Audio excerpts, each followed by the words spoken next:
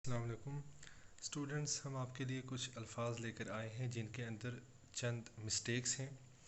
तो आइए शुरू करते हैं और देखते हैं वो क्या मिस्टेक्स हैं। पहला जो लफ्ज़ है वो हु इज़ है। हु विद एपस्ट्रॉफी एस यानी हु इज़, जबकि दूसरा लफ्ज़ है उसी के साथ हुज़। ठीक है, नीचे सेंटेंस देखते हैं। Incorrect sentence, I don't know whose dog you are talking about. ठीक है, और करेक्ट देखते हैं, I don't know whose dog you are talking about. अब दोनों में क्या फ़र्क है? बहुत बड़ा फ़र्क है दोनों के अंदर। ज़रा इसकी एक्सप्लेनेशन फर्दर देखते हैं।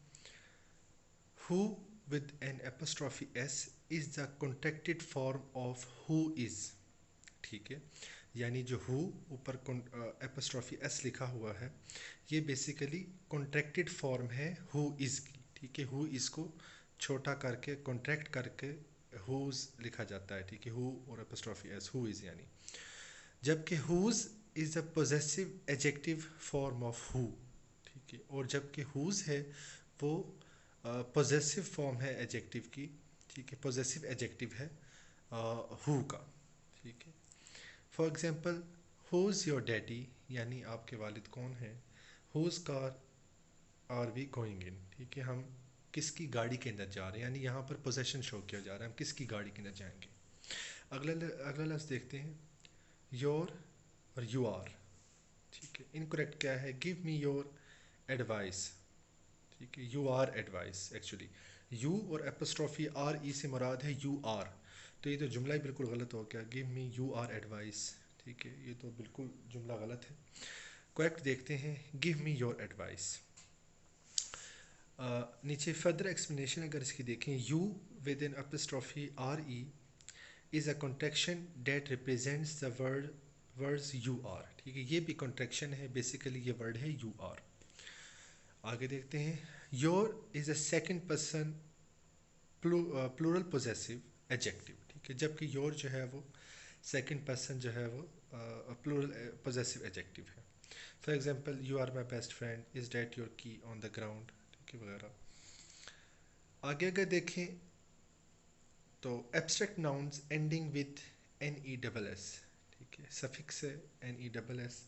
तो कुछ ऐसे एब्स्ट्रैक्ट नाउन हैं जो एन ई डबल एस के अंदर एंड होते हैं। ज़रा देखते हैं इनकरेक्ट क्या है, अनवर सादत was admired for his करेजियसनेस।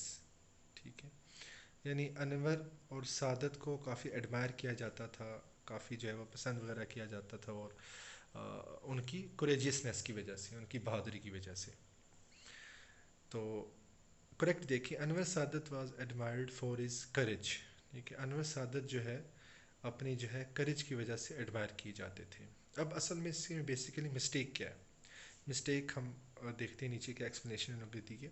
The suffix N E double S, ठीक है, जो हमने आखिर में एन ई डबल एस लगाया है जैसा courageousness, is correctly added to many adjectives to form an abstract noun।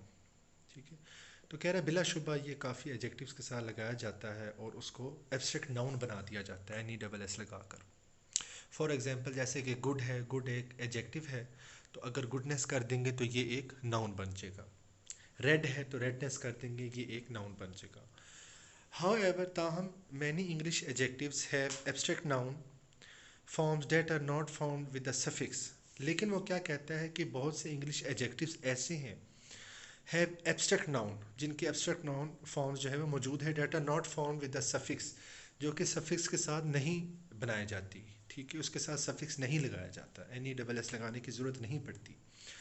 With a few exception, it is a weakness of style to create N E double S. ठीक है, कहता है ये एक weakness of style है कि आप उसके अंदर एन ई डबल एस बिला वजह जो है यानी अंदर उसके लगा दें, यानी वो उसकी ज़रूरत नहीं और उस जगह पर आप लगा दें। Form when a distinctive form already exist. ठीक है, जबकि एक पहले से एक डिस्टिंक्टिव फॉर्म वहाँ पर मौजूद हो, उसके साथ एन ई डबल एस लगाना का ज़रूरत बिल्कुल नहीं है। एग्जाम्पल क्या है, जिस तरह के साइलेंट है तो साइलेंस। ठीक है, अब आप ऐसे नहीं करेंगे साइलेंस के साथ एन ई डबल एस लगाते हैं तो साइलेंस नेस हो जाए। ठीक है, या क्यूरियस है, curiosity.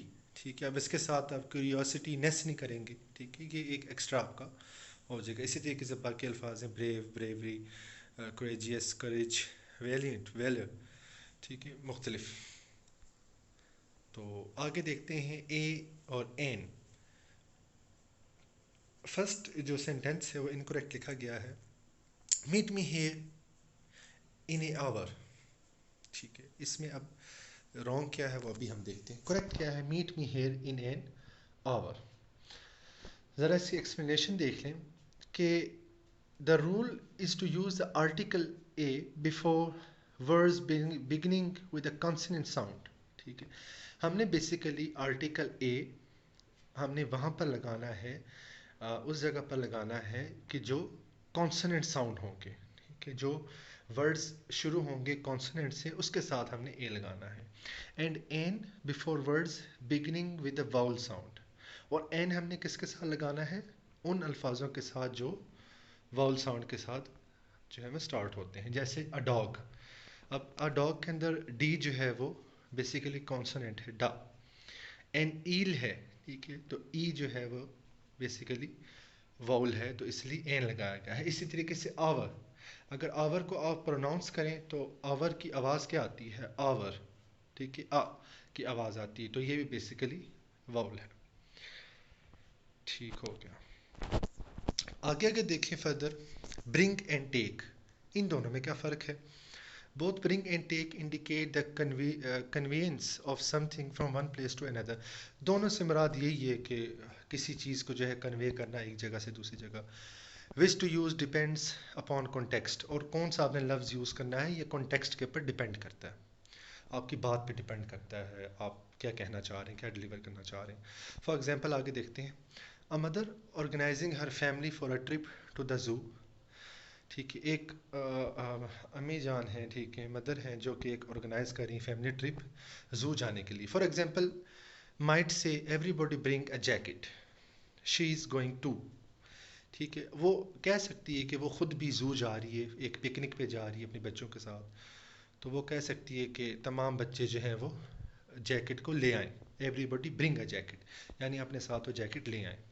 If however she is staying home, लेकिन ताहम अगर वो घर रह रही है, she would say everybody take a jacket, तो वो जाते हुए बच्चों को ये कहेगी भाई जैकेट साथ लेते चलो, ठीक है, लेते जाओ, ठीक है। Something going away from the speaker is taken, ठीक है, कोई भी चीज़ स्पीकर से ली जाएगी तो वो टेकन के सेंस में आएगा।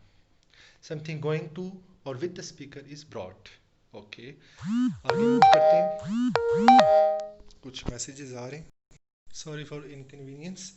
तो फर्दर आगे चलते हैं, बिटवीन यू एंड मी, ठीक है, या आई। अब इनमें क्या फ़र्क है, पहले इनकरेक्ट सेंटेंस देखते हैं, keep this information just between you and I, ठीक है। और करेक्ट क्या होगा, keep this information just between you and me. अब ज़रा इसकी एक्सप्लेनेशन देखते हैं। Between is a preposition, between basically preposition है, ठीक है। Me is the object form of the pronoun आई, और मीन क्या है, मी क्या है, ये ऑब्जेक्टिव केस है प्रोनाउन का, ठीक है। आई का जो आई है उसका ऑब्जेक्टिव केस मी है, जैसे ही का हिम होता है, शी का हर होता है। When a pronoun follows a preposition the object form is required, ठीक है। तो जब प्रोनाउन फॉलो करता है प्रेपोजिशन को तो हम वहाँ पर ऑब्जेक्टिव फॉर्म जो है वो इस्तेमाल करते हैं। फॉरवर्ड आगे चलते हैं, कैन और मे, अब इन दोनों में क्या फ़र्क है। He wants to know if he can borrow the car tonight, ठीक है, ये इनकरेक्ट है। करेक्ट क्या है, he wants to know if he may borrow the car tonight. Difference क्या है दोनों में, between can and may is one of ability versus permission, ठीक है। Not everyone observes the distinction but it is graceful usage. अब देख लें कि कैन जो है वो बेसिकली एबिलिटी ज़ाहिर कर रहा है, ठीक है, कि वो कोई चीज़ कर सकता है, और जो मे है वो बेसिकली किस लिए यूज़ होता है, यानी कि क्वेश्चन करने के लिए या कुछ मांगने के लिए, इस्तफसार करने के लिए, तो मैं यहाँ पर ज़्यादा बेहतर जो है वो फिक्स होगा। डबल नेगेटिव, पहला जो है I do not get no respect, ठीक है। अब देखें डू नॉट का जो कंट्रैक्शन फॉर्म है डोंट है। साथ ही दूसरा नेगेटिव भी यूज़ किया गया है नो, तो ये दो नेगेटिव हैं बीच में। नीचे देखते हैं, I don't get any respect. ठीक है, तो अब देखते हैं इनमें फ़र्क क्या है और क्या मिस्टेक है। ऑल दो common in regional dialects and in earlier forms of English, the use of a double negative is considered to be incorrect. In modern standard English, double negative a construction that contains two negative elements such as no and not. तो basically कहता है कि वो जो number double negative है वो basically modern standard English के अंदर इनकरेक्ट से जो है वो लिए जाते हैं, तो वो बेहतर नहीं है कि हम दो डबल नेगेटिव को इस तरीके से यूज़ करें। तो होप सो आपको वीडियो अच्छी लगी होगी, और इसके अंदर कोई भी आपको अगर क्वेश्चन पूछना हो तो आप कमेंट सेक्शन के अंदर ज़रूर पूछिए, और आपको अगर किसी भी टॉपिक के ऊपर वीडियो दरकार है आपको चाहिए तो वो भी आप हमें ज़रूर कमेंट सेक्शन के अंदर लिखते हैं। Thank you for watching the video. अस्सलाम वालेकुम।